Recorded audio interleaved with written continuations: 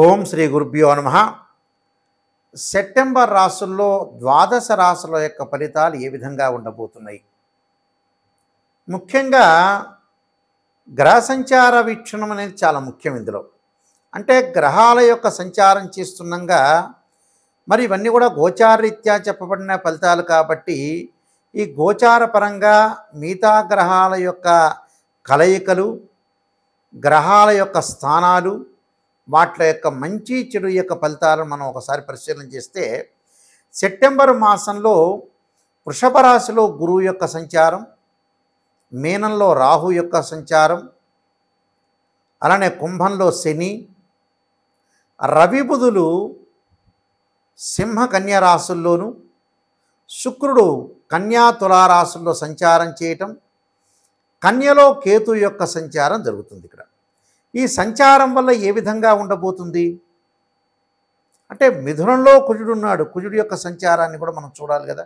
అంటే అన్ని గ్రహాల యొక్క సంచారాన్ని మనం చూసినట్లయితే ఏ విధంగా ఉండబోతుంది. అందులో రవి బుధులు కూడా స్వక్షేత్రమైన సింహరాశిలో సంచారం చేయటం కొన్ని రోజుల పాటు, సెప్టెంబర్ మధ్యలో మళ్ళీ కన్యారాశిలోకి వెళ్ళిపోవటం, కేతు శుక్రుల యొక్క కలయిక కన్యారాశిలో ఉండటం, శుక్రుడు మళ్ళీ తులారాశిలోకి వెళ్ళిపోవటం, గురువు వృషభ రాశిలో సంచారం చేయటం, అలానే మిథునంలో కుజుడు యొక్క సంచారం. కుజుడు ఉన్నదానికంటే కూడా 45 రోజుల పాటు కుజుడు రాశిలో ఉండాలి. కుజుడు స్తంభన కావటం. మరి ఈ సంచారం వల్ల వివిధ రాశుల యొక్క ఫలితాలు ఏ విధంగా ఉందో ఒక్కసారి మనం పరిశీలన చేస్తున్నట్లయితే ఇవన్నీ కూడా గోచారరీత్యా చెప్పబడే ఫలితాలు అంటారు. ఈ గోచారరీత్యా చెప్పబడే ఫలితాలు ఏ విధంగా ఉన్నాయో ఒక్కసారి మనం ద్వాదశ రాశుల వాళ్ళందరికీ కూడా ఒకసారి పరిశీలన చేద్దాం. ధనస్సు రాశి వాళ్ళకి ముఖ్యంగా శుక్రగ్రహం యొక్క ప్రభావాన్ని మనం చూసుకునేటట్లయితే లాభంలో శుక్రగ్రహం అంటే దశమంలో లాభంలో శుక్రగ్రహం ప్రభావం వల్ల వివాహ సంబంధాలు కుదరటం, అంటే మంచి సంబంధము, మంచి ప్రవర్తన కలిగిన అబ్బాయి కానీ అమ్మాయి కానీ రావటం, మంచి కుటుంబం నుంచి సుసంపన్నమైన కుటుంబం నుంచి అబ్బాయి రావటం ఒకటి, గతంలో ఏదైతే వివాహం అనేది ఆగిపోయిందో అలాంటి వాళ్ళందరూ కూడా మంచి సంబంధం వచ్చి వివాహం కలిసి వచ్చే కాలం అన్నట్టుగా కలిసి రావటం ఒకటి, శుక్రగ్రహ ప్రభావం వల్ల ధనం అనేది బాగా కలిసి రావటం, ఉద్యోగంలో ప్రమోషన్లు రావటం, కళల పట్ల ఆసక్తి, ఫ్యాన్సీ స్టోర్ వాళ్ళకు కూడా అనుకూలంగా ఉండటం, దానితో పాటు ప్రతి పనిలో కూడా విజయం సాధించే అవకాశాలు ఎక్కువగా ఉంటాయి. ముఖ్యంగా రవి యొక్క ప్రభావం వల్ల వాళ్ళకి ఉద్యోగంలో ప్రమోషన్లు రావటం, ఉద్యోగపరంగా చాలా అనుకూలంగా ఉంటుంది. అంటే భాగ్య దశమ స్థానాల్లో వీళ్ళకి రవి యొక్క ప్రభావం వల్ల ఉద్యోగంలో చిన్న చిన్న చికాకుల మినహా ఉద్యోగం బాగుంటుంది. నిరుద్యోగులకు కూడా మంచి ఉద్యోగాలు రావటం జరుగుతుంటుంది. చతుర్థ స్థానంలో రాహు యొక్క ప్రభావం వల్ల విదేశాలకు వెళ్ళటం, కంపెనీలు కూడా విదేశాలకు వెళ్ళటం, అలానే ఆభరణాలు కొనుగోలు చేయటం, దూర ప్రాంతాలకు ప్రయాణం చేయటం, తీర్థయాత్రలు పుణ్యక్షేత్రాలకు చేసుకునే అవకాశాలు ఎక్కువగా ఉంటాయి. దశమ స్థానంలో కేతు యొక్క ప్రభావం వల్ల జ్ఞానం పెరగటం, బంధుమిత్రులతోటి ముందుకు వెళ్ళటం, అలానే వృత్తిపరంగా నైపుణ్యత సాధించడం, అనుభవం సంపాదించడం, అనుభవం పరాభవం అంటారు, అనుభవం సంపాదిస్తుంటారు వాళ్ళు, అనుభవం సంపాదించే అవకాశాలు ఎక్కువ ఉండటం.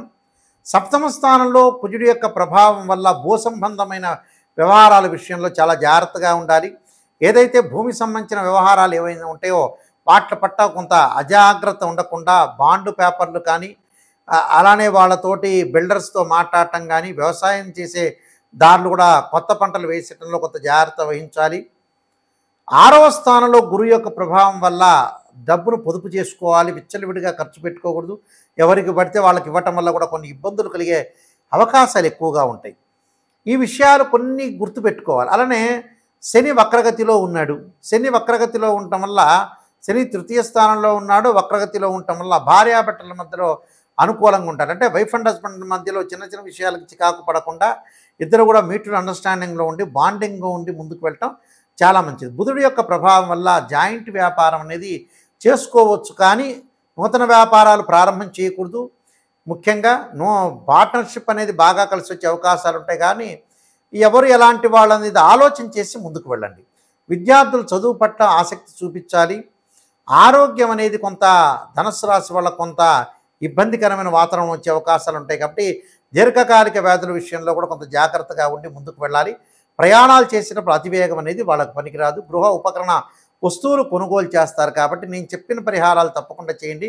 మీకు మంచి జరిగే అవకాశం ఖచ్చితంగా ఉంటుంది. ముఖ్యంగా మీరు చేయాల్సిన పరిహారాలు ఏమిటి అనంటే, కొన్ని పరిహారాలు నేను ప్రత్యేకంగా చెప్తాను. ఆ పరిహారాలు మీరు పాటించండి. ముఖ్యంగా ప్రధానంగా మనం తీసుకునేటట్టయితే ఆరోగ్యానికి మెరుగు కావాలన్నా మనం సూర్యుడి యొక్క ఆరాధన చేయాలి.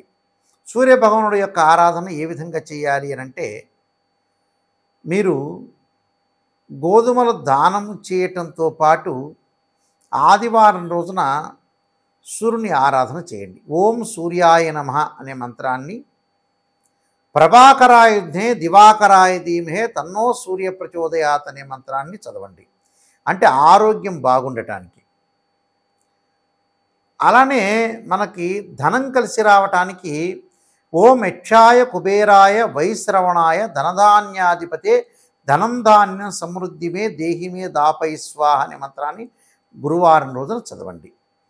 ఆస్తిపాస్తులు కలిసి రావటానికి కోర్టు సమస్యలకి అంగారకుడు యొక్క ప్రార్థన చేయండి. అంటే అంగారకాగ్నే శక్తి హస్తాయ ధీమే తన్నో భౌమ ప్రచోదయాత్ అనే మంత్రాన్ని చదవండి. వివాహం కావటానికి తప్పకుండా శుక్రుణ్ణి ఆరాధన చేయండి. అమ్మవారి యొక్క ఆరాధన చేయండి. కాత్యాయనాయుధే కన్యకుమారి ధీమే తన్నో దుర్గి ప్రచోదయాత్ అనే మంత్రాన్ని చదవండి. అలానే వ్యాపారంలో బాగా కలిసి రావాలన్నా ఒడిదుడుకులు లేకుండా ఉండాలన్నా కూడా గణపతిని ప్రార్థన చేయండి.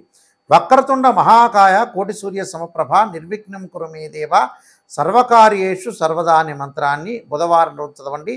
దాంతోపాటు తత్పురుషాయుధే వక్రతుండాయ ధీమే తన్నోదంతి ప్రచోదయాత్ అనే మంత్రాన్ని చదివితే వ్యాపారం బాగుంటుంది. విద్యయందు అనుకూలంగా ఉండటానికి సరస్వతీదేవిని ప్రార్థన చేయండి. అలానే దక్షిణామూర్తి స్తోత్రాన్ని కూడా పారాయణం చేయటం వల్ల మనకి బాగుంటుంది. అలానే మనోభావాలు దెబ్బతినకుండా మనస్సు అంతా కూడా బాగుండాలంటే క్షీరపుత్రాయుధ్ని అమృతతత్వాయ ధీమే తన్నో చంద్ర ప్రచోదయాత్ అనే మంత్రాన్ని చదవండి. ముఖ్యంగా ఉద్యోగంలో ఒడిదొడుకులు ప్రమోషన్లు రావాలన్నా ఉద్యోగం కావాలన్నా కూడా తప్పకుండా గురువును ఆరాధన చేయండి. గురువుని ఆరాధనతో పాటు ముఖ్యంగా మీరు నవగ్రహాల యొక్క ప్రదర్శన చేయండి. నవగ్రహాల ప్రదర్శనతో పాటు మీరు చేయాల్సిన ముఖ్యమైన పని ఏమిటంటే, ఏదైనా సరే గురువారం రోజున చక్కగా శనగలతో చేసిన వంటకాన్ని నైవేద్యం పెట్టండి. ఓం నమశివాయ పంచాక్షరి చేయండి. ఓం నమో నారాయణాయ నమః అనే అష్టాక్షరి మంత్రాన్ని చదవటం వల్ల కూడా మీకు ఉద్యోగం వచ్చే అవకాశం ఒకటి ఉంటుంది. అలానే విఘ్నాలు జరుగుతుంటాయి. మనం ఏది చేయాలనుకున్నా కూడా కొన్ని విఘ్నాలు జరగకుండా ఉండాలంటే విఘ్నేశ్వరుని ఆరాధన చేయండి. విఘ్నేశ్వరుని గకార అష్టోత్తరంతో ఆరాధన చేయటం వల్ల మీకు విఘ్నాలు లేకుండా ఉండే అవకాశం అనేది ఒకటి ఉంటుంది. అంటే ఇవన్నీ కూడా మీరు చేయటం వల్ల మీకు మంచి జరిగే అవకాశం ఖచ్చితంగా ఉంటుంది. నేను చెప్పిన వాళ్ళందరూ కూడా మీరందరూ కూడా చెప్పిన రాశులంతా కూడా మీరు పాటించండి. ఈ రాశి వాళ్ళందరూ కూడా చక్కగా ఇది చేయండి. చేస్తే మీకు మంచి జరిగే అవకాశం ఖచ్చితంగా ఉంటుంది. మీ అందరికీ కూడా మంచి జరగాలని ఆశిస్తూ సర్వే జన సుఖినో భవంతు.